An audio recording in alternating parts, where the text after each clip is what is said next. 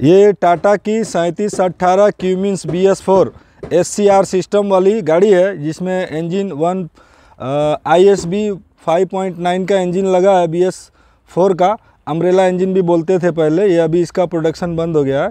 ये गाड़ी हमारे पास आई है और इसमें कुछ पिकअप का प्रॉब्लम ऐसा बता रहा है ड्राइवर, तो थोड़ा मुझसे हम पूछ के पता करते हैं कि क्या समस्या है, क्या दिक्कत आती है गाड़ी में। चलती है जैसे लोड गाड़ी है। हाँ, झटका लेती है। हाँ, झटका भी लेती है ना, वो यूरिया खा रही है। यूरिया खा नहीं रही है। पुल उल चढ़ने में कैसा है? बहुत दबाव पड़ता है, दबती है, लो गियर मांगने लगती है। 2 नंबर 3 नंबर में चढ़ती है। हाँ, मतलब ऐसा हुआ है। 4 नंबर 5 नंबर ये सब में चढ़ नहीं पाती है। अच्छा, छोटा मोटा ब्रिज आया तब भी ऐसा होता है? 3 नंबर ले लेती है। हाँ, छोटे मोटे ब्रिज में भी। इस गाड़ी में लो पिकअप का प्रॉब्लम है। और कोई लाइट आता है क्या क्लस्टर मीटर पे? नहीं, वो मीटर बोर्ड में जब गाड़ी चलते रहती है रनिंग में, तब कोई पीला कलर का लाइट ऐसा कोई जलता है?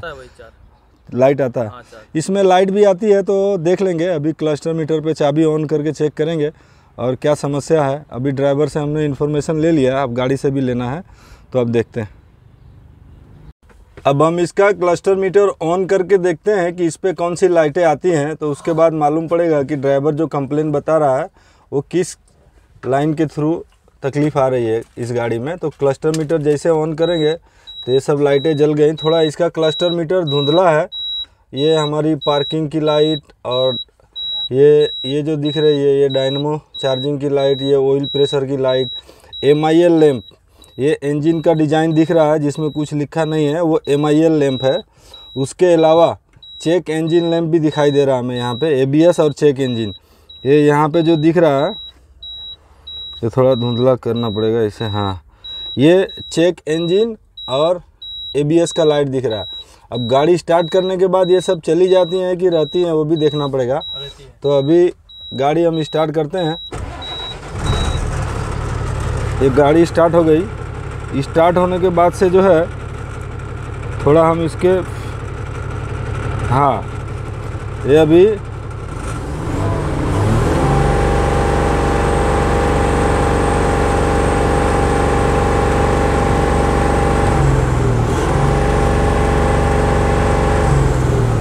ये चेक इंजन लाइट और दूसरा ये MIL लाइट, ये वाला, और ये दोनों का डिज़ाइन सेम है, दोनों का काम अलग अलग है।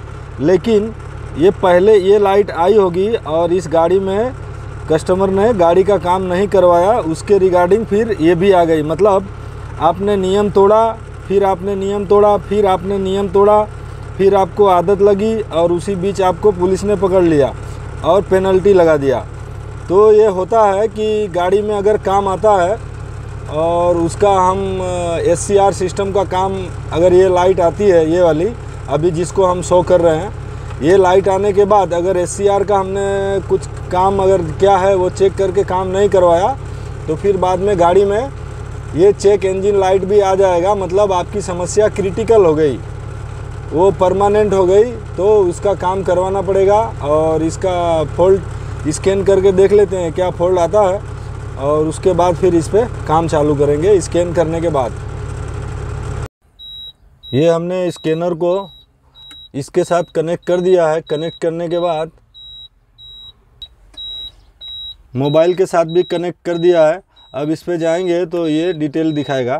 ये फॉल्ट में दिखा रहा है 2 active faults, 2 active faults red colour में और 10 इनएक्टिव फॉल्ट। तो ये जो है 2 अभी प्रेजेंट में खामियां हैं और 10 आके जा चुकी हैं।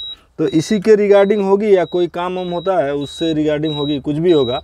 तो जब उस पर हम जाएंगे, ये देखिए इस गाड़ी में AFT1 DF return valve voltage above normal shorted to high source, ये एक्टिव है। 125 काउंट हुआ है। मतलब ये गाड़ी आज 10 दिन 15 दिन से नहीं, बहुत दिन से ये परेशान होगी। और उसके बाद 3583 का काउंट है 165 और ये भी एक्टिव है, इन पे काम करना ही पड़ेगा। उसके बाद 4177 जो है AFT1 SCR dosing air assist valve voltage below normal shorted to high source, ये उसका एक ही काउंट है, इनएक्टिव में है। और ये है 115 का जो है engine magnetic speed position lost both of two signal data erratic intermittent और incorrect, एक काउंट है इनएक्टिव है। ये अभी जो देख रहे हैं ऊपर वाले को छोड़ के ये 241 115 देख लिए हमने, अभी 241 vehicle speed data erratic intermediate और इनकरेक्ट, 4 काउंट है इनएक्टिव है। 241 ये नॉर्मल फॉल्ट कोड है, गाड़ियों में आ सकता है ये वाला। फिर 234 engine crankshaft speed position data valid but above normal operating range most several level, ये इनएक्टिव है लेकिन इसका भी 2 काउंट है। और उसके बाद 1117 power supply lost with ignition on data erratic intermediate और इनकरेक्ट, 1 काउंट है और इनएक्टिव है। इसी तरह से और भी फॉल्ट कोड है 3681 outlet NOx sensor power supply data erratic intermediate और इनकरेक्ट, 26 काउंट है और ये इनएक्टिव है। फिर 559 injector metering rail pressure data valid but below normal operating range mandatory several level, 2 count है इनएक्टिव है। उसके बाद 3559 FT1 DF dosing unit voltage below normal और shorted to low source, 210 count, ये देखना पड़ेगा। 210 काउंट है इनएक्टिव है। फिर एक ये नॉर्मल फॉल्ट कोड है, आफ्टर ट्रीटमेंट सिस्टम में अगर गड़बड़ी आती है तो 2771 FT1 आउटलेट नॉक सेंसर एब नॉर्मल अपडेट रेट, जो हमारा नॉक्स सेंसर है वो डिटेक्ट करता है कि हमारे सिस्टम से नॉक्स की जो मात्रा है अधिक निकल रही है। तो अगर आफ्टर ट्रीटमेंट सिस्टम में कुछ काम आता है तो कुछ फॉल्ट तो ऐसे हैं जो नॉर्मली, एक नीचे वाला भी बहुत इंटरेस्टेड है 3558 FT1 DF dosing unit voltage above normal shorted to high source, 1637 count है इनएक्टिव है। ये काउंट बहुत ज़्यादा है और हमने अंदाज मारा था कि ये लगभग 1 आध महीने से प्रॉब्लम होगा गाड़ी में और शायद वो सही भी है।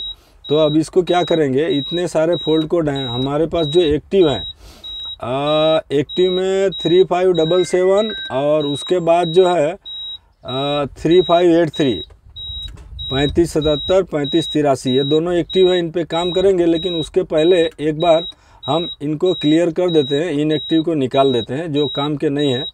तो हमने ये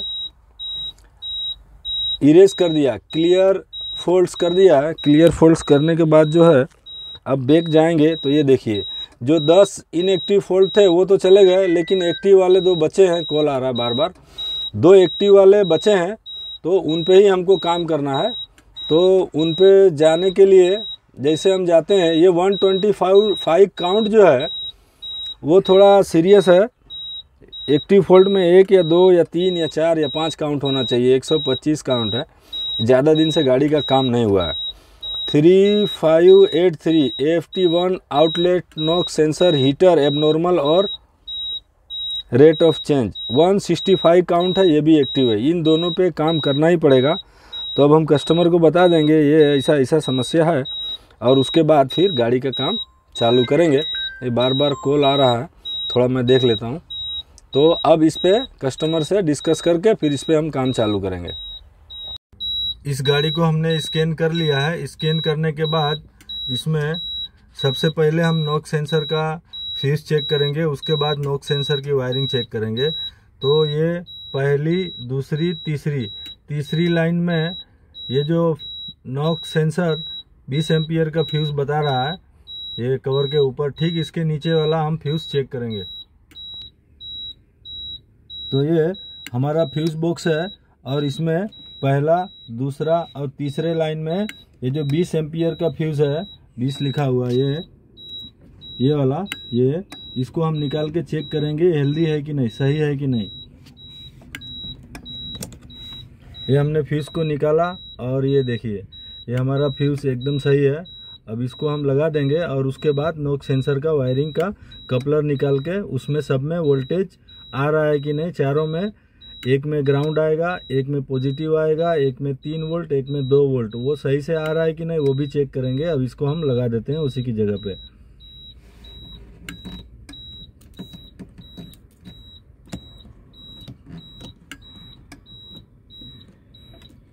ये हमारा फ्यूज सही है। अब वायरिंग चेक करेंगे।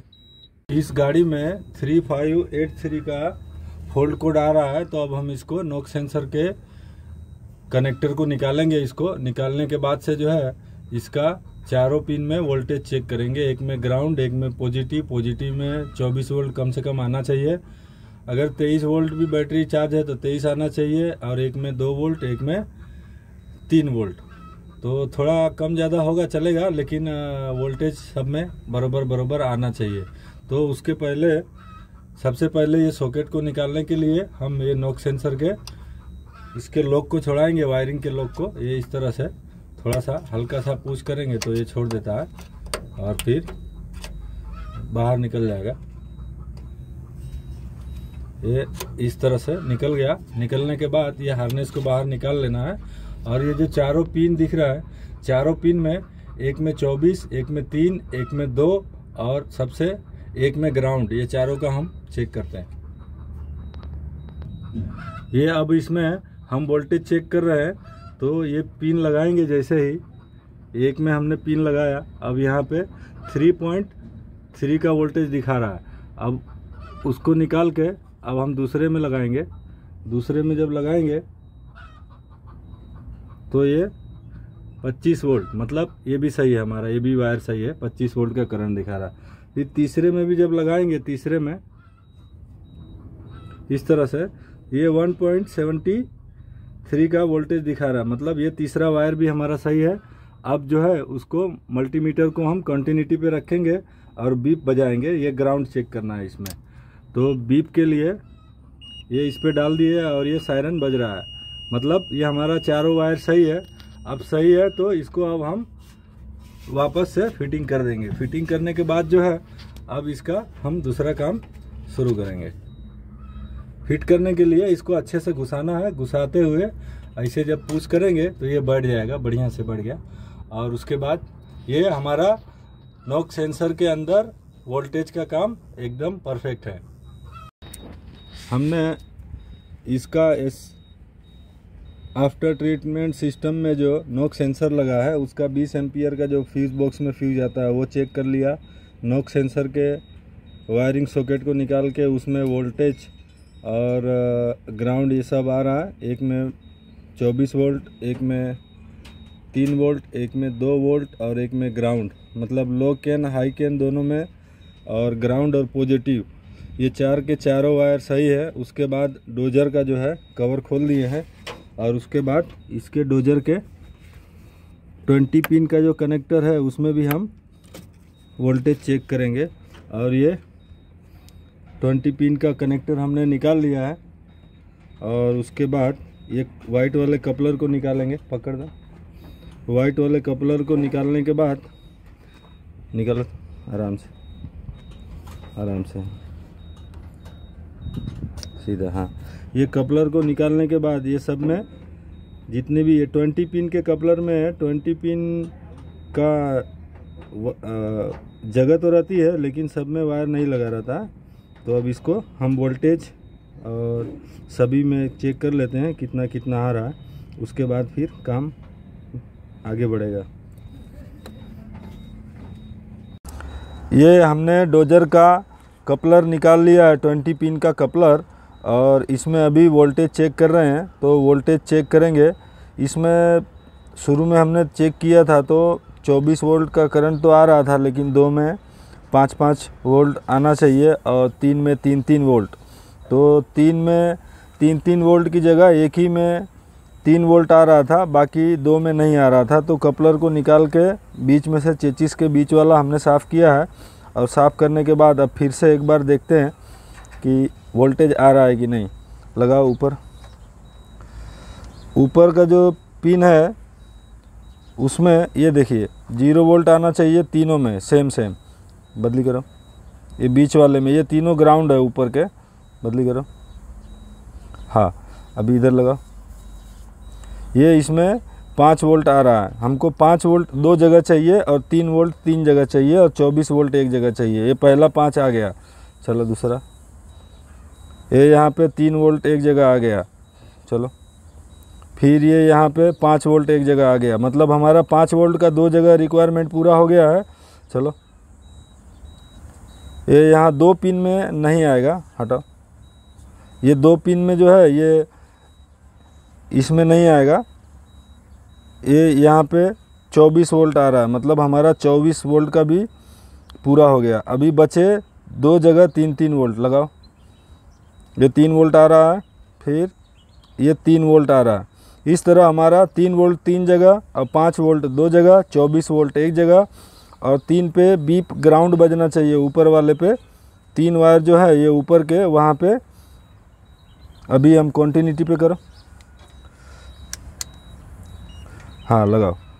यहाँ सायरन बजना चाहिए, 1 बज गया, ये सही से ग्राउंड थोड़ा सा है, वापस उठा के लगा।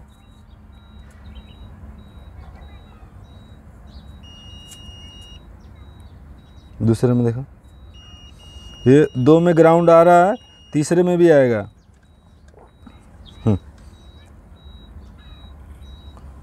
थोड़ा हिला हुआ है, ये तीसरे में ग्राउंड नहीं आ रहा। अभी वोल्टेज सब आ गया, हाँ नहीं ऊपर ऊपर ऊपर ऊपर, हाँ बाजू में थोड़ा दबाओ। ये 1 में ग्राउंड नहीं आ रहा है, हम देख लेंगे क्या हुआ है।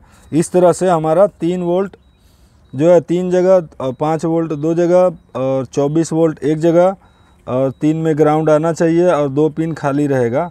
और ये अभी आ रहा है, और 1 में ग्राउंड नहीं आ रहा है, तो हम ज़रा कपलर को, दूसरे कपलर को भी खोल के साफ़ करके देख लेते हैं।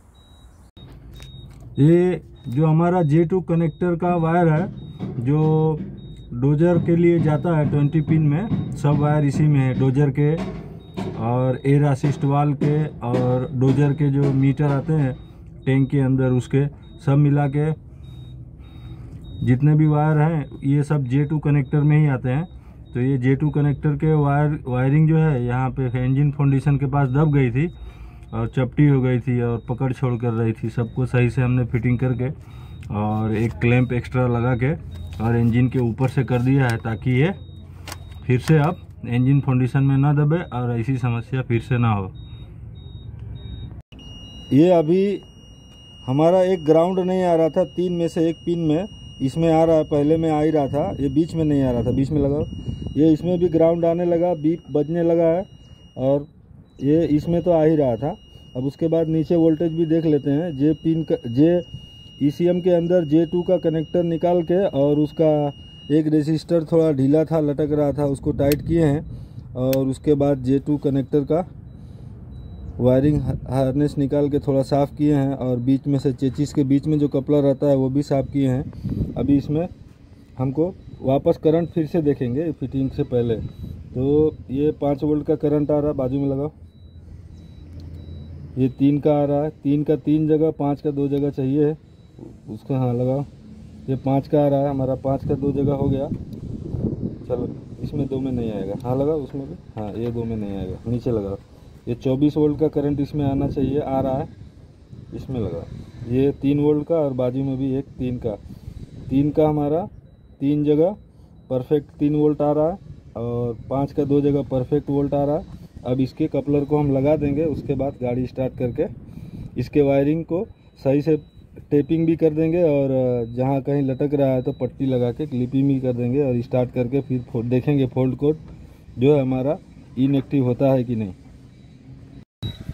ये हमने गाड़ी का काम, वायरिंग का काम, जो इतना डोजर के जितने भी 20 पिन के कपलर में जहाँ जहाँ 3-3 वोल्ट का, जहाँ 5 वोल्ट का, जहाँ 24 वोल्ट का, जहाँ ग्राउंड आना चाहिए वो सब आने लगा है। अभी हमने वायरिंग को सही से फिट कर दिया है, उसके बाद स्कैनर को जोड़े हैं।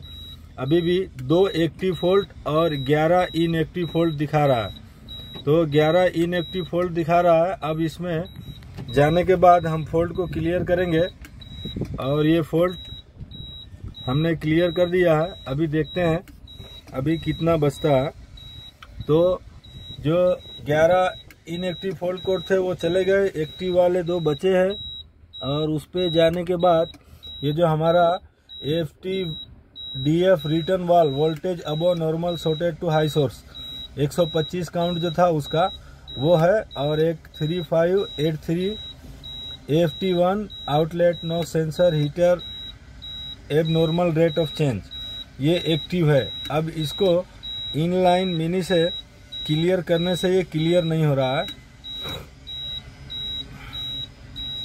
अब ये गाड़ी चलेगी और उसके बाद इसका SCR का टेम्परेचर बढ़ेगा।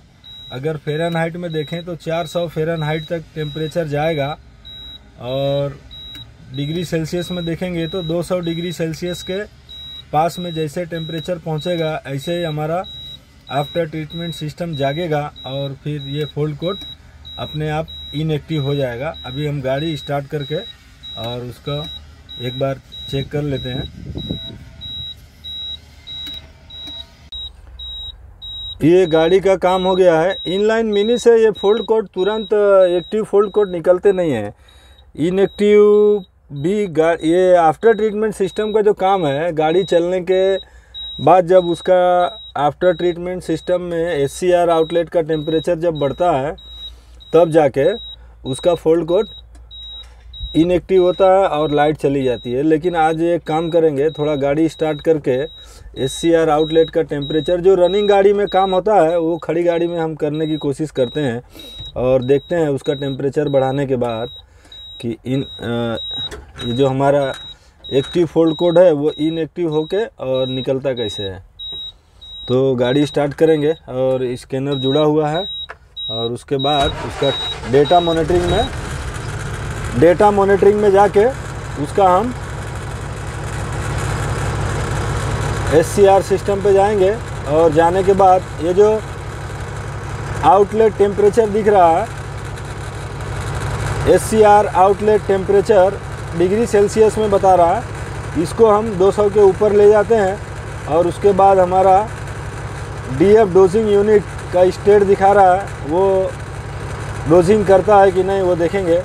तो अभी हम गाड़ी रेस करते हैं।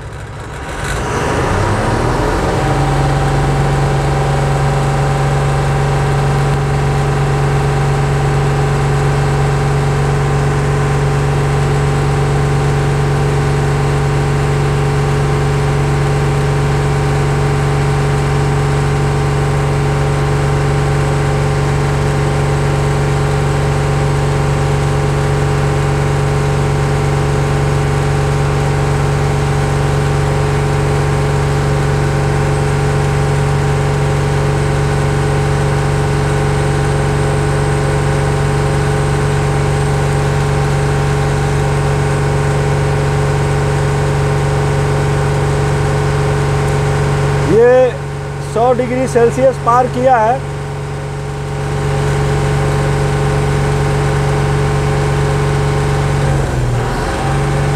थोड़ा वीडियो को हम स्किप करेंगे टेम्परेचर बढ़ने तक। टेम्परेचर जो है अभी इंक्रीज हो रहा है, मतलब बढ़ रहा है।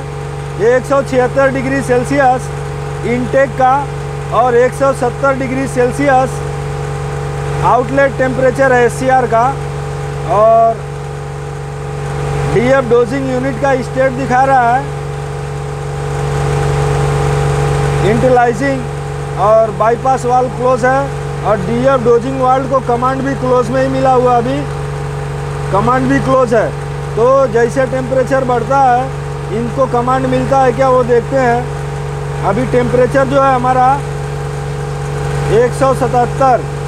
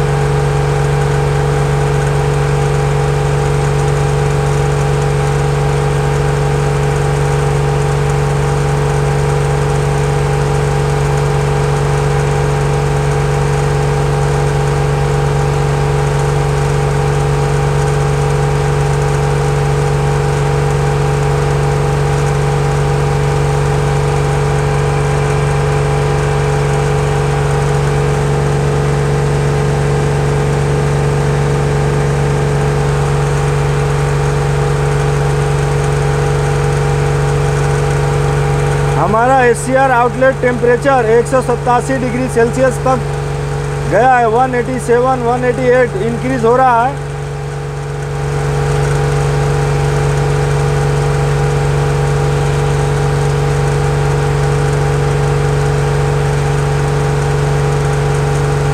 एक 190 तक चला गया।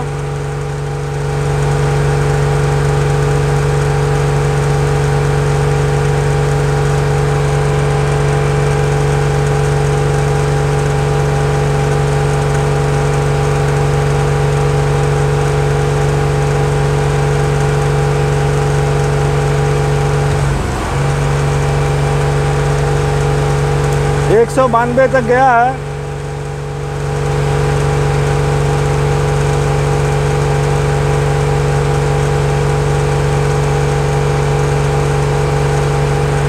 वन 192 तक गया है। 193।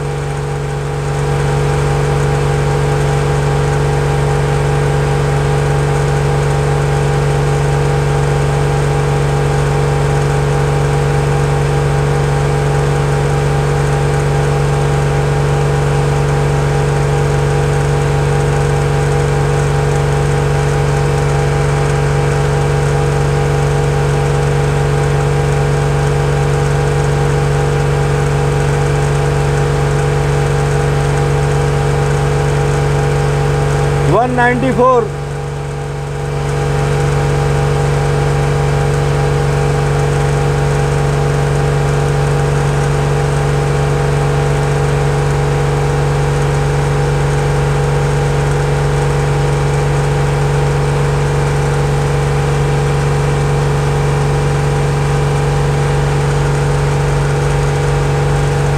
वन 195।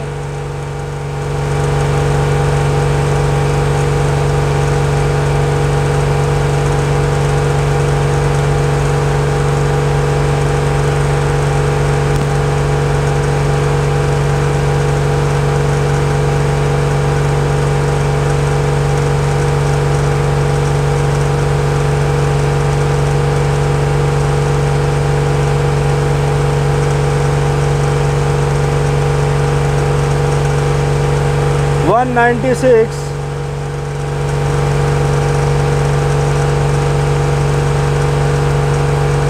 एचसीआर का जो धुआं निकल रहा है आफ्टर ट्रीटमेंट सिस्टम में से, उसका टेम्परेचर हम बढ़ा रहे हैं।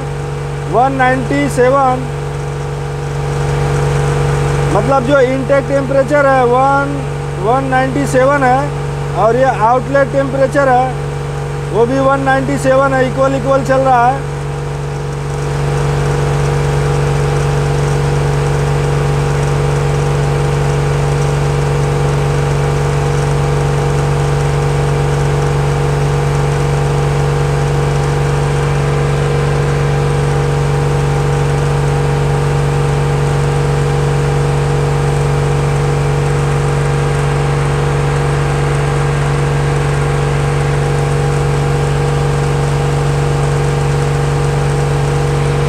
ये हमारा एक लाइट चला गया है। वो जो चेक इंजन का लैंप था एबीएस के बाजू में, वो चला गया है। एमआईएल लैंप अभी बचा हुआ है। यहाँ पे जो लाइट था, यहाँ पे चेक इंजन लैंप जा चुका है और एमआईएल लैंप अभी जला हुआ है।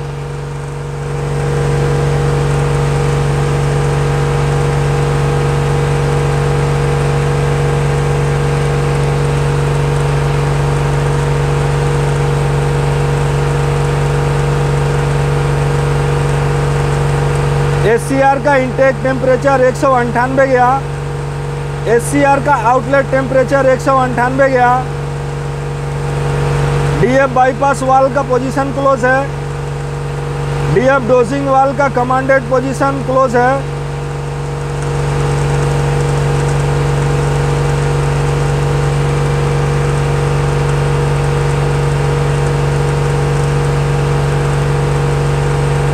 ये हमारा टेम्परेचर 198 हो गया है।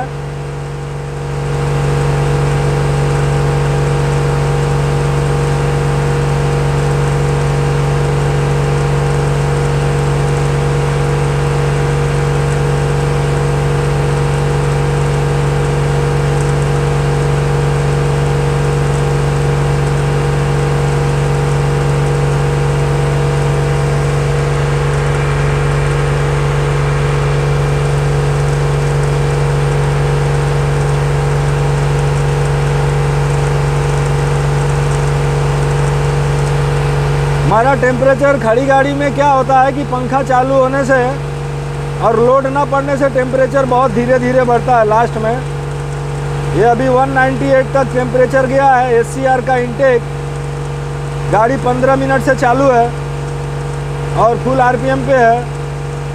SCR का टेम्परेचर जो है आउटलेट का 199 हो गया है और हमारा एक लाइट जो था वो जा चुका है। अभी MIL लैंप बचा हुआ है।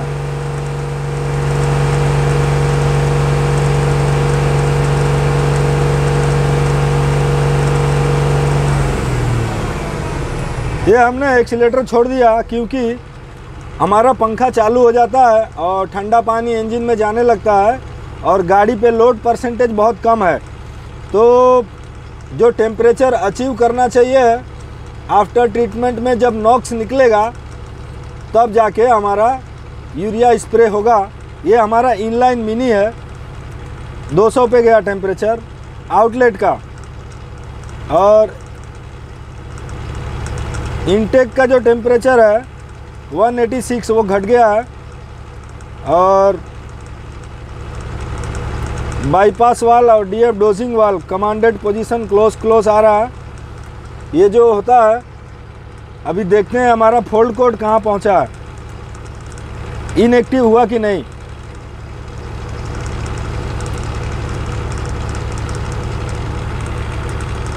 ये देखिए जो हमारे 2 फोल्ड कोड थे उसमें से एक इनएक्टिव हो चुका है।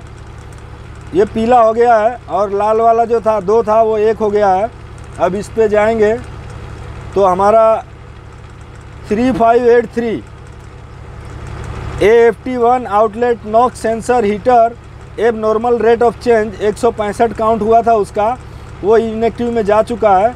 लेकिन 3577 AFT return valve voltage above normal और शॉर्टेड टू हाई सोर्स ये अभी भी एक्टिव है। इसमें एक काम करेंगे, ये गाड़ी हमारे पास इसका टेम्परेचर बढ़ाने के लिए गाड़ी खड़ा करके जब रेस कर रहे हैं तो टेम्परेचर बहुत धीरे धीरे जा रहा है और तब तक पंखा चालू हो जाता है। ठंडा पानी पिस्टन के अगल बगल के एरिया में वाटर गैलरी में मतलब ब्लॉक में ठंडा पानी चला जाता है, जिससे हमारा कंबंसन एरिया का टेम्परेचर पूरी तरह बढ़ नहीं पाता और उससे निकलने वाली गैस जो SCR सिस्टम में से बाहर जा रही है वो SCR का टेम्परेचर भी जल्दी बढ़ नहीं रहा है। तो इसको एक काम करेंगे, गाड़ी को एक ट्रिप मतलब एक फेरा मारने के लिए भेजेंगे और 150 किलोमीटर चलने के बाद लोडिंग में और ये भी इनएक्टिव हो जाएगा। अब हम इसको डिलीट कर देते हैं। इनएक्टिव जो हो गया है उसको अब हम क्लियर कर सकते हैं, इसके पहले क्लियर नहीं हो रहा था। एक काम हो गया।